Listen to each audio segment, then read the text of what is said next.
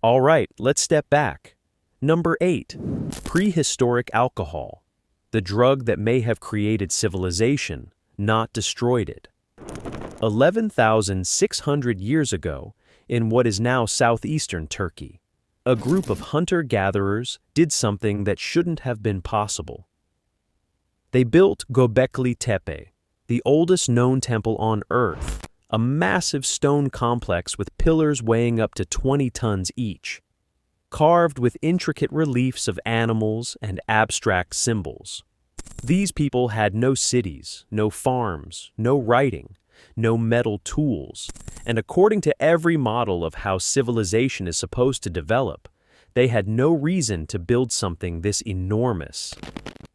But in the late 2000s, biomolecular archaeologist Patrick McGovern from the University of Pennsylvania analyzed residues in stone vessels recovered from the site and found something that flipped the entire narrative.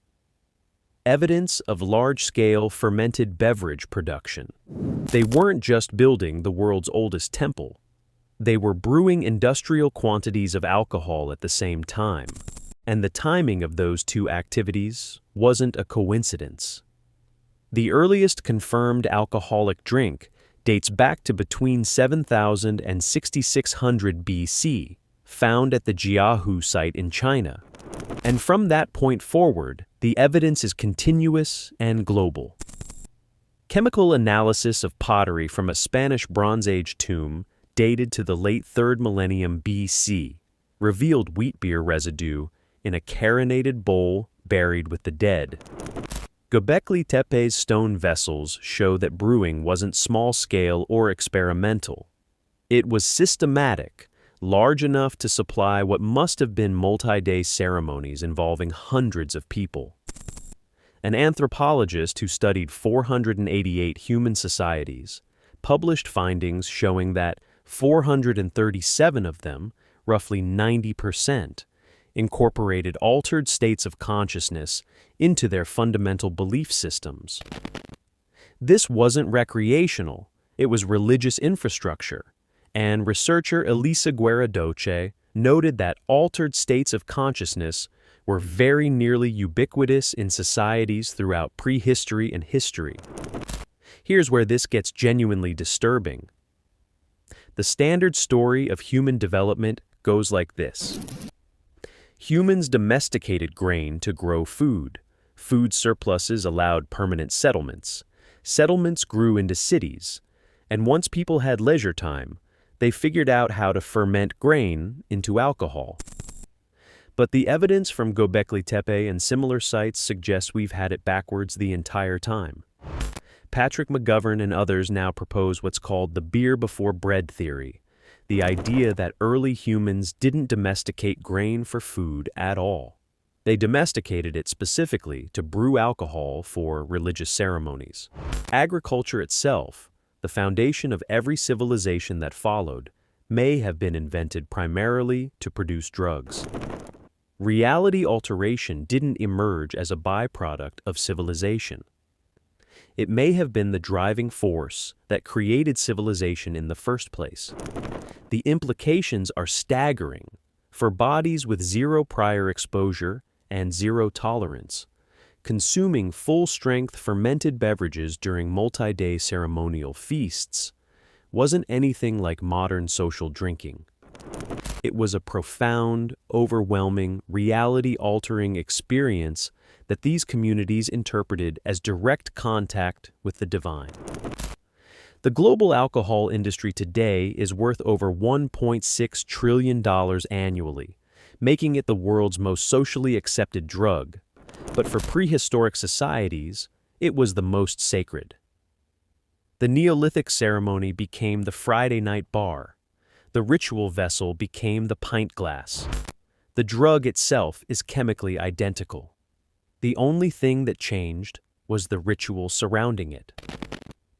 At Göbekli Tepe, hunter-gatherers with no concept of cities or kings gathered by the hundreds to build a temple and brew enough alcohol to sustain days of ceremonies.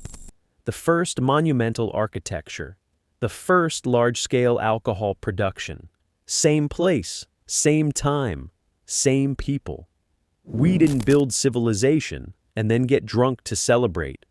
The evidence now suggests we got drunk first, and in those altered states, surrounded by carved stone pillars under a sky full of stars, we decided to stop wandering and start building. Alcohol didn't destroy the ancient world. It may have been the thing that called it into existence. Number 7. Datura, the plant that could kill you or show you eternity, and you never knew which. In 1995, explorers discovered a cave in a gorge on the Mediterranean island of Minorca, and what they found inside would become one of the most important drug discoveries in European archaeology. The cave, known as Escarix, contained over 200 intact burials, dating from roughly 1600 to 800 BC, spanning nearly 1,000 years of Bronze Age occupation. Among the grave goods were sealed tubes made of wood or antler, and inside those tubes were strands of human hair that had been carefully cut from the deceased, dyed with red pigment, and ritually preserved. In 2023, a team led by prehistorian Elisa Guerradoce at Spain's University of Valladolid analyzed those hair strands using ultra-high-performance liquid chromatography and high-resolution mass spectrometry, and the results were published in scientific reports. The 3,000-year-old hair contained atropine, scopolamine, and ephedrine, providing the first direct evidence of drug consumption in Bronze Age Europe. Datura belongs to the nightshade family and contains 2 primary psychoactive alkaloids, scopolamine and atropine, both of which produce hallucinations that historical accounts describe as violent and unpleasant. The evidence for its use spans continents and millennia. At Southern California's Pinwheel Cave, a site associated with the Chumash people, archaeologists discovered wads of chewed plant fibers stuffed into crevices in the cave ceiling. Chemical analysis of those 400-year-old quids confirmed the presence of hallucinogenic alkaloids and identified most specimens as Datura wrightii. In Arkansas and Oklahoma, ritual vessels from Mississippian sites dated between 1100 and 1700 AD tested positive for atropine and scopolamine. Datura was being used across North America, South America, and Bronze Age Mediterranean Europe, making it one of the most geographically widespread prehistoric psychoactive substances ever documented. What makes datura genuinely terrifying is that it sits at an almost undetectable threshold between hallucination and death. The difference between a visionary dose and a lethal dose is razor thin, and prehistoric shamans who administered it weren't just spiritual guides. They were walking that edge every single time, balancing between giving someone a vision of the divine and accidentally killing them. And in some cultures, that death was the point. The Chibcha people of modern Colombia used an infusion of brugmancia, a close relative of datura, to sedate slaves and wives of dead lords during funeral ceremonies so they could be buried alive without resistance. The same alkaloids used for shamanic visions in California were being used to chemically immobilize people for live burial in South America. The same molecule, completely opposite purposes, separated by a continent and a dosage. The discoveries from Escarix reveal that only a fraction of the Bronze Age burials contained individuals whose hair had been ritually preserved with datura alkaloids, suggesting these people held special positions in their communities, likely shamanic or priestly roles. The care taken in preserving their hair, dyeing it red, sealing it in wooden tubes, and burying it with them, points to a belief system where the drug and the person who administered it were both considered sacred. But here's the part that should genuinely unsettle you. Scopolamine, the same compound prehistoric shamans used to induce terrifying visions, and the same compound used to sedate people before live burial, is still used today in modern medicine as an anesthesia drug and a motion sickness treatment.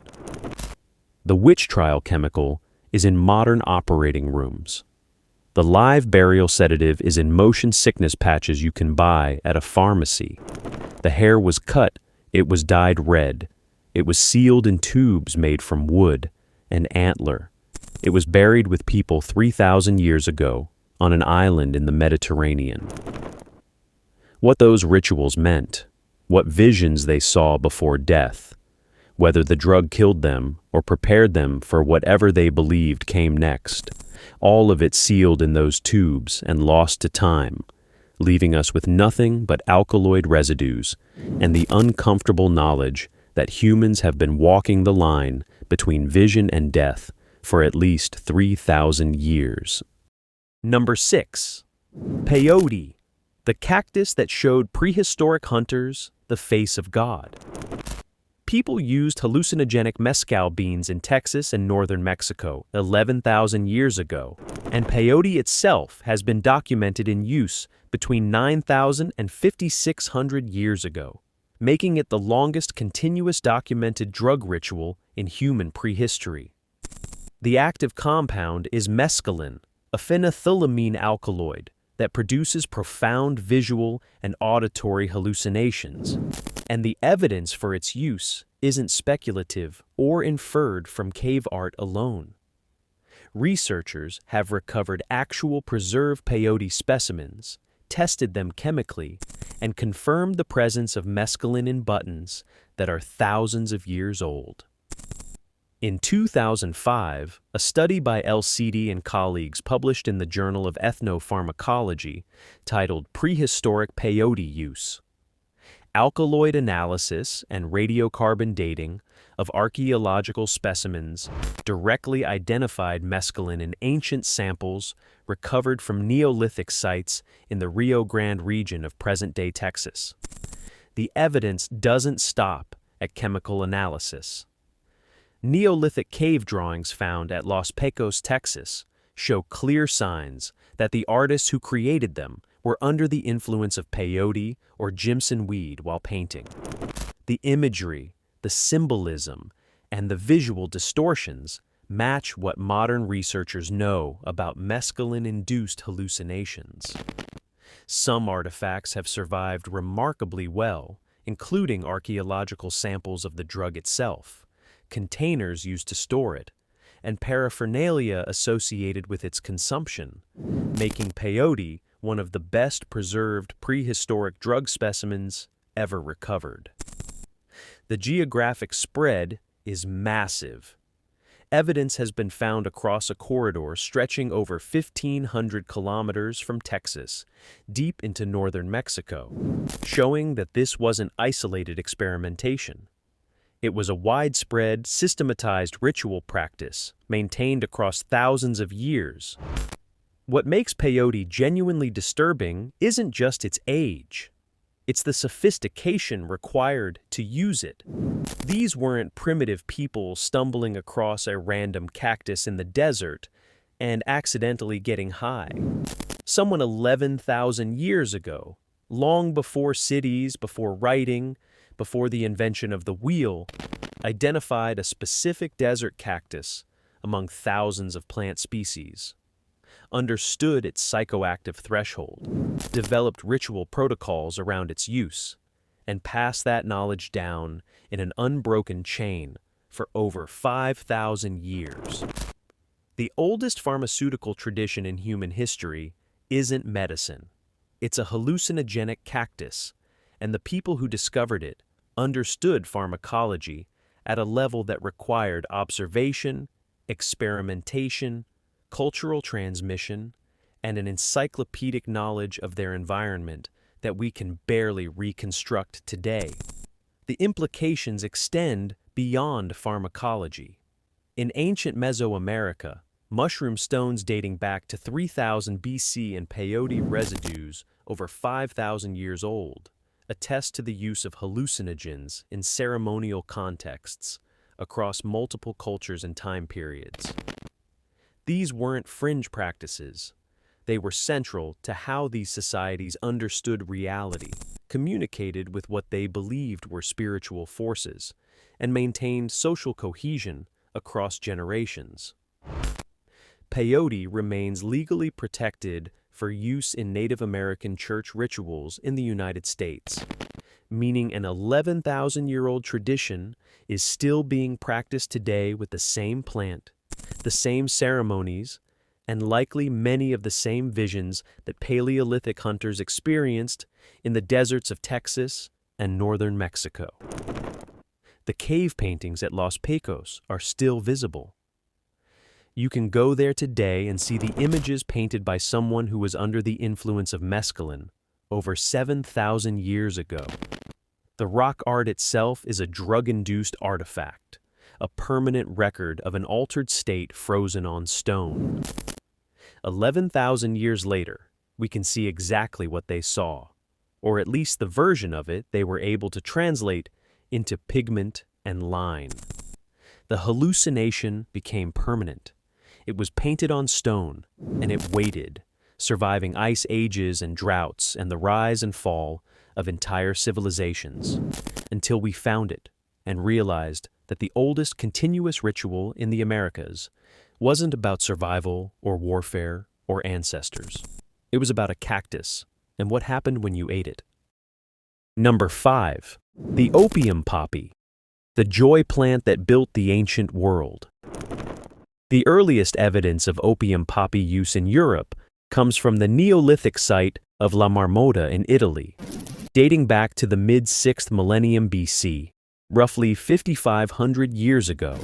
But the smoking gun, the moment when opium stops being archaeological residue and becomes a documented cornerstone of civilization, appears in ancient Sumeria. Archaeologists excavating the site of the ancient Sumerian city of Nippur in present-day Iraq discovered the first written record of human cultivation of the opium poppy. And the Sumerians didn't just grow it, they named it. Cuneiform tablets from the site contain the ideograms hul and gil, which translate loosely to joy plant.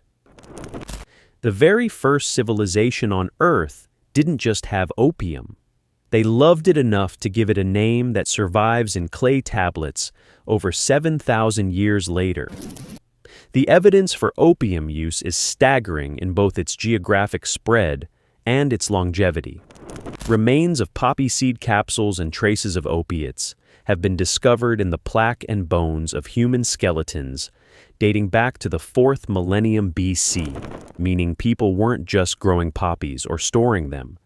They were consuming them, and the drug was present in their bodies at the time of death. Prehistoric art from multiple sites shows parts of the poppy being used in religious ceremonies. A figure of the Minoan goddess of narcotics, wearing a crown made of 3 opium poppies, was recovered from the sanctuary of Ghazi on Crete, along with what appears to be a simple smoking apparatus. In Egypt, the use of opium was generally restricted to priests, magicians, and warriors.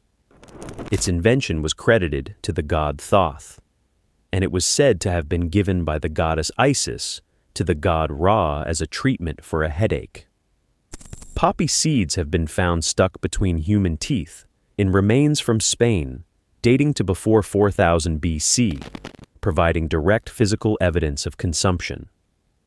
Dr. Elisa Guerra Doce at the University of Valladolid published research in the journal Time and Mind in 2015 showing that opium is among the world's most archaeologically documented prehistoric drugs, with evidence spanning 5 continents and over 7,000 years of continuous use. The presence of drugs in human civilization, she noted, dates back at least to the Neolithic period, and contemporary scientific methods can now detect poppy seeds stuck between human teeth. Burnt cannabis seeds in ceremonial bowls, and alcohol residue on ceramic drinking vessels. The physical evidence isn't circumstantial. It's chemical, skeletal, and written into the oldest texts humanity ever produced. Here's what makes opium uniquely disturbing. The oldest known written record of any plant isn't wheat. It isn't barley, the crops that supposedly made civilization possible by providing stable food supplies. It's opium. The written word itself may have been partly motivated by the need to record drug cultivation, track its distribution, and preserve the knowledge of how to grow and process it. The foundation of literacy, the very act of writing things down so they wouldn't be forgotten, is partially built on a narcotic. The Sumerians called it the joy plant, and 7,000 years later, we're calling it the opioid crisis. The molecule hasn't changed. The chemistry is identical. What changed is the context, the scale, and the fact that we stopped treating it as sacred and started treating it as a commodity. Guerradoce observed that, as soon as drug plants and fermented drinks were first consumed, there is uninterrupted evidence for such use over centuries, and occasionally the relationship that began in prehistoric times has continued into the present day. The opioid crisis affecting millions of people today is a direct chemical descendant of the exact same compound that Sumerian priests called divine over 7,000 years ago. It never stopped. The joy plant kept growing. We kept using it. And the first words we ever wrote about a plant were written about the molecule that's now destroying modern cities. The Sumerians got it right. Opium is joy. And joy, when it's bottled, sold, and stripped of every ritual that once made it sacred, becomes the oldest curse in written history. Number 4. Ergot, the fungus on wheat that may have started Western religion. Claviceps purpurea is a parasitic fungus that grows on rye and other grains, and it contains a compound called ergotamine, which is the direct chemical precursor to LSD. In ancient Greece, between roughly 1500 BC and 400 AD, initiates into the Eleusinian mysteries, consumed a ritual drink called kykeon, which primarily consisted of water and barley alongside other ingredients. The drink is referenced in some of the oldest Greek texts ever written, including the Iliad and the Odyssey, and it was consumed by people across all social tiers during ceremonies that were considered so sacred that revealing their details was punishable by death. In 1978, R. Gordon Wasson, Albert Hofmann, who discovered LSD, and Carl Ruck published a book called The Road to Eleusis, proposing that ergot-contaminated kykeon was the psychoactive sacrament at the heart of the Eleusinian mysteries. In 2020, ceramic residue analysis from a vessel found at Mas Castellar de Pontos in Spain, a site linked to the Eleusinian cult, confirmed the presence of ergot alkaloids, lending significant weight to the hypothesis. Ergot doesn't just cause hallucinations. It causes ergotism, a condition that produces burning sensations, convulsions, gangrene, and in severe cases, death. Medieval Europe experienced repeated outbreaks of what was called St. Anthony's fire, mass poisonings caused by ergot-contaminated grain that killed tens of thousands of people. Entire villages would experience simultaneous hallucinations, limb gangrene, and convulsions because their bread supply had been contaminated by a fungus they couldn't see and didn't understand. In 1976, researcher Linda Caporal published a paper in the journal Science proposing that the Salem witch trials of 1692 were triggered by ergot-contaminated rye causing mass hallucinations that Puritan society misidentified as demonic possession. If her hypothesis is correct, 20 people were executed and 200 were imprisoned because a grain fungus caused visions that an entire community interpreted as witchcraft. What makes ergot uniquely terrifying is that it wasn't something people went looking for. It arrived uninvited. Every Neolithic farming community that grew grain lived with the constant invisible threat of ergot contamination. The hallucinations that may have launched the Greek mystery cults, the visions that inspired some of the foundational religious experiences in Western tradition, and the witch hysteria that tore through colonial Massachusetts all trace back to the same parasitic fungus growing silently on humanity's food supply. The most powerful religion-shaping drug in Western history was never a plant that shamans cultivated or a root that priests harvested. It was a contaminant, a parasite on the very crops that made civilization possible. And when it got into the bread, entire populations saw God, or thought they were possessed, or believed their neighbors were witches. The connection to modern pharmacology is direct and undeniable. Ergotamine derivatives are still used today in migraine medications and obstetric drugs. The same compound that caused St. Anthony's fire and may have fueled the Salem witch trials is prescribed in modern hospitals. And every molecule of LSD ever synthesized is a direct chemical descendant of this prehistoric grain parasite. Albert Hofmann created LSD-25 in 1938 by chemically modifying ergotamine, extracted from ergot fungus. The most famous synthetic hallucinogen in history is just a laboratory-refined version of something that's been accidentally dosing humans for as long as we've been growing grain. The Eleusinian mysteries were considered the most important spiritual experience available in the ancient Greek world. Initiates traveled from across the Mediterranean to participate, and those who completed the ceremony reported visions so profound they believed they had seen the afterlife.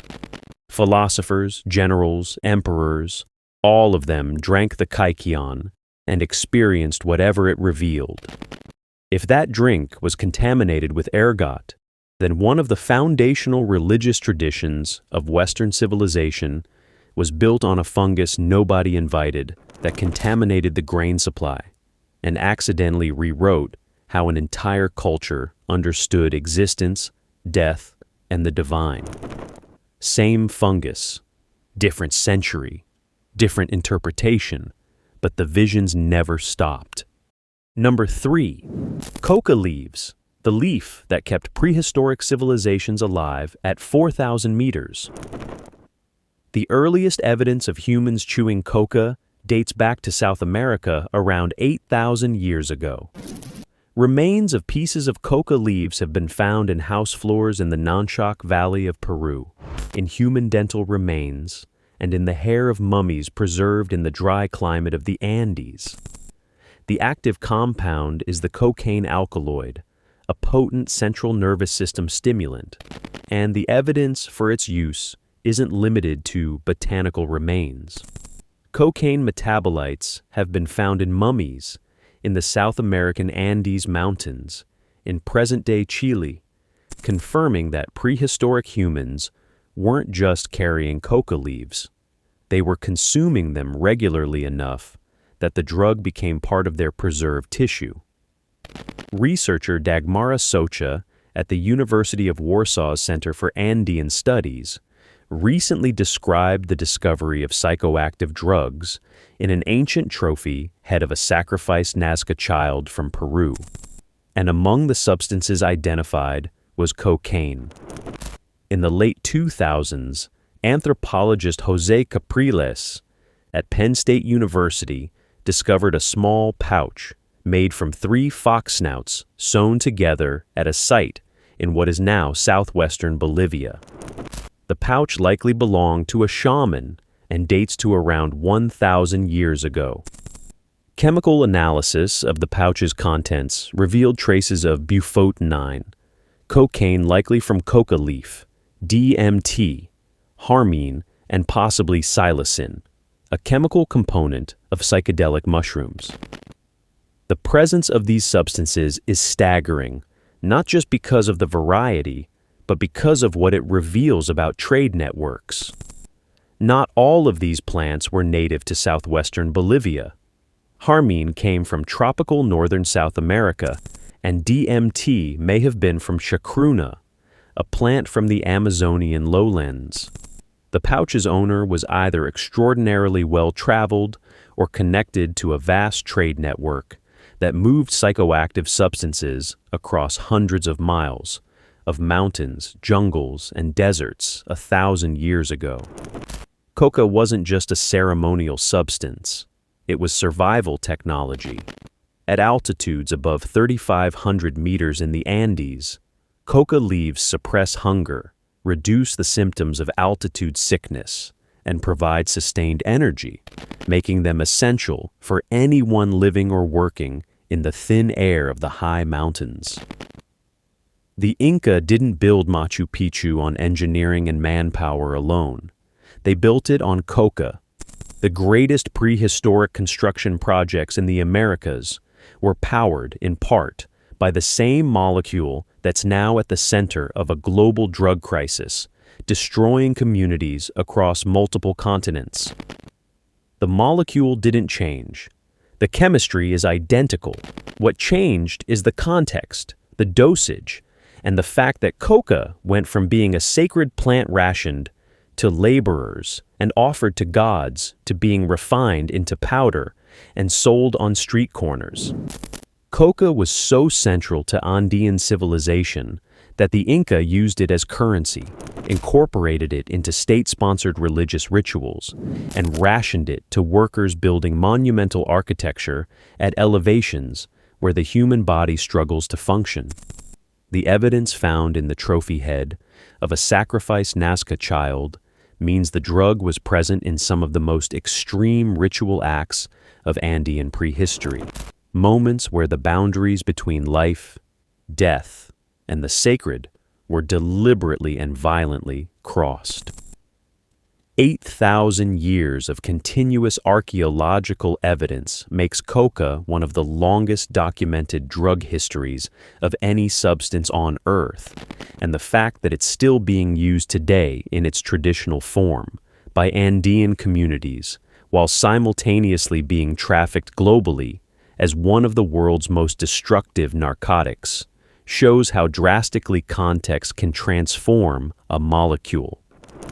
The cocaine crisis, devastating modern cities, began 8,000 years ago as a tool that allowed people to survive in one of the most hostile environments on the planet. The Inca chewed it. They carried it in pouches. They offered it to the gods. They buried it with sacrificed children.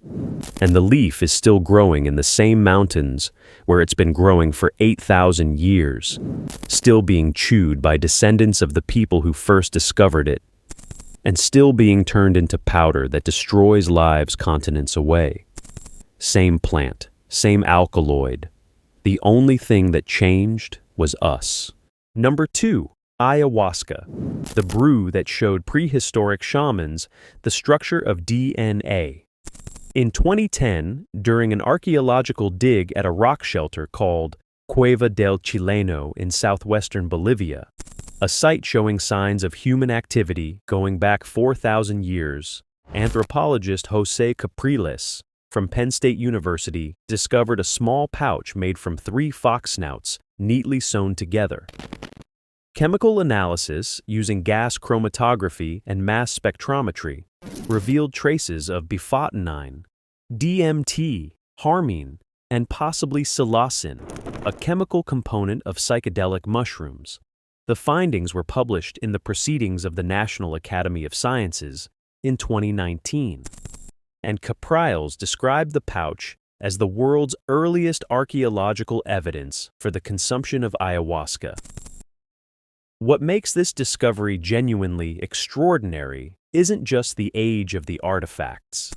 It's the sophistication required to create ayahuasca in the first place, because the brew only works through a specific two-plant pharmacological interaction that prehistoric Amazonian shamans somehow figured out without laboratories, without chemistry textbooks, and without any framework for understanding how molecules interact inside the human body. Ayahuasca is a ceremonial brew combining Banisteriopsis kaapi, which contains harmine, a monoamine oxidase inhibitor, with Psychotria viridis, which contains DMT. On its own, DMT taken orally is broken down by enzymes in the stomach and has no psychoactive effect.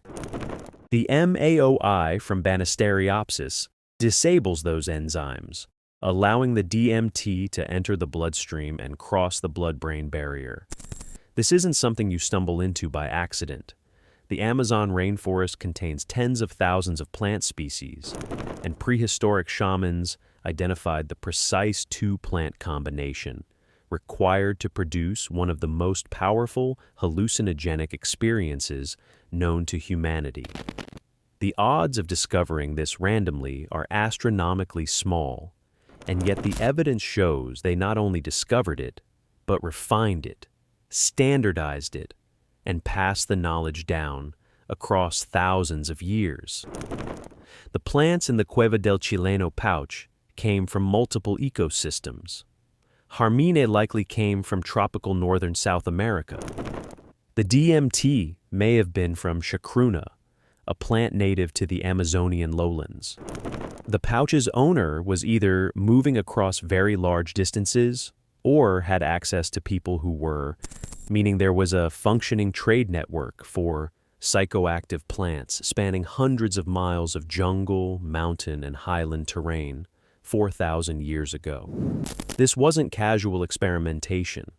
It was systematic, organized, and valued enough that people were willing to travel or trade across ecosystems we can barely navigate today just to obtain the specific plants needed for the brew. Here's the part that should genuinely unsettle you. Francis Crick, who co-discovered the double helix structure of DNA, reportedly stated that he was inspired by an LSD experience when he first visualized the structure of the molecule. Indigenous ayahuasca drinkers have been describing visions of twisted ladders, intertwined serpents, and spiraling geometric patterns for thousands of years, long before modern science had any concept of what DNA looked like. The molecule that prehistoric shamans used to erase reality may have provided the visual metaphor for the molecule of life itself. The hallucination became the blueprint, the vision became the discovery, and the shaman saw it first, 4,000 years, before microscopes and X-ray crystallography confirmed it was real. Today, ayahuasca tourism generates hundreds of millions of dollars annually in Peru and Brazil. Clinical trials at Johns Hopkins University and Imperial College London are studying DMT for treatment-resistant depression, end-of-life anxiety, and PTSD. A 4,000-year-old shamanic brew is now a serious pharmaceutical candidate being tested in some of the most respected research institutions in the world. The fox snout pouch contained plants from the jungle, the highland, and the mountain. Whoever owned it either traveled across ecosystems that would challenge modern hikers, or knew traders who did, 4,000 years ago, to gather the exact two plants needed for a chemical reaction that modern ethnobotanists still cannot explain how they discovered. The shamans saw twisted ladders of light spiraling into infinity. Decades later, scientists looked through microscopes and called it DNA. Number 1. Psilocybin mushrooms, the mushrooms that painted gods on cave walls. In the Sahara Desert, in a region called Tassili Najer in Algeria, there are cave paintings dated to between 9,000 and 7,000 years ago that depict something no other prehistoric art has ever shown with such clarity. Human figures holding mushrooms in their hands, with dotted lines extending from the mushrooms directly to the head, showing the transfer, showing the connection, showing what happens when the boundary between human and plant dissolves. One image in particular shows a man who has formed into one common form with a mushroom, a therianthropic figure where the painter and the fungus have merged into a single being. Expert ethnobotanist Giorgio Samarini published analysis of these paintings in the Journal of Psychedelic Studies in 2019, identifying the mushrooms as psilocybe myrrhae and confirming that the art belongs to the Roundheads pictorial phase, dated between 6000 and 4500 BC. This isn't speculation based on abstract symbols. These are detailed, recognizable depictions of psilocybin mushrooms being consumed in ceremonies 9,000 years ago. The evidence doesn't stop in the Sahara. In northern Spain, microscopic fragments of a mushroom were discovered in the dental calculus of a woman who lived 18,700 years ago in a cave called El Miran, making it one of the oldest direct evidence of mushroom consumption ever found in human remains. In Mesoamerica, artifacts known as mushroom stones, believed to have been used in an ancient hallucinogenic mushroom cult, have been dated to approximately 1000 BC and found across Guatemala, Mexico, Honduras, and El Salvador. The Aztecs called psilocybin mushrooms teananacatl, which translates to flesh of the gods, and the fungus contains two separate entheogenic compounds, psilocybin and psiloxin, both of which cause the user to experience profound visual hallucinations that prehistoric cultures interpreted not as chemical reactions, but as direct encounters with the divine. What makes the Tassili cave paintings uniquely disturbing is the context in which they were created. 9,000 years ago, the Sahara wasn't a desert. It was green, covered in grasslands and forests, dotted with enormous freshwater lakes, including Lake Megachad, which at its peak was larger than the modern Caspian Sea. Communities lived around those lakes, hunted across those grasslands, and consumed psilocybin mushrooms in ceremonies that they considered important enough to paint on cave walls, in images so detailed we can still identify the species today. And then the climate shifted, the lakes dried, the forests died, the people scattered, but the paintings remained, frozen on stone, waiting 9,000 years for someone to find them and realize that the oldest religious art we've ever discovered depicts humans becoming one with a drug. The implications are staggering. The mushroom ceremonies came first. Civilization followed the fungi. The oldest art isn't about hunting or survival or warfare. It's about a moment when a human being consumed a mushroom and stopped being human, at least in their own perception, and became something else entirely. Psilocybin is now the subject of FDA-designated breakthrough therapy research for depression, PTSD, and end-of-life anxiety. The 9,000-year-old cave paintings in Algeria are a UNESCO World Heritage Site. The same mushrooms prehistoric Saharan shamans painted are now being studied in clinical trials at Johns Hopkins, NYU, and Imperial College London.